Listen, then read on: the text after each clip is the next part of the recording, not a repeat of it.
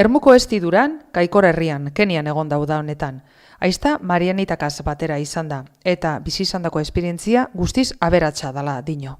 Lo que está seco puede germinar y brotar algo precioso, ¿no? Que es lo que las hermanas están haciendo allí, verdaderos oasis. Kaikor leku igorra, basamortua da, eta oinarrizkoen abe faltan daukie.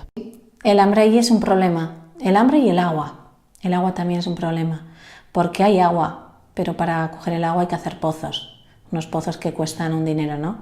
Entonces, si no hay agua, no pueden tener ni huertas, ni nada puede surgir.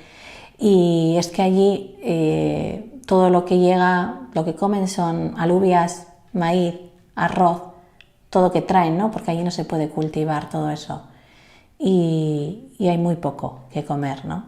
Pero todo lo que tienen lo comparten. Estik bere testigantziaren barri emongo dau hainbat parrokitan domun egunaren jiran.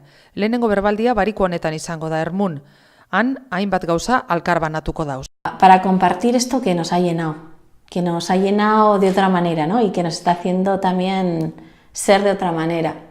Para compartir que el Dios de Jesús que hablamos se hace presente cuando le dejamos espacio, cuando realmente nos fijamos en lo importante, ¿no?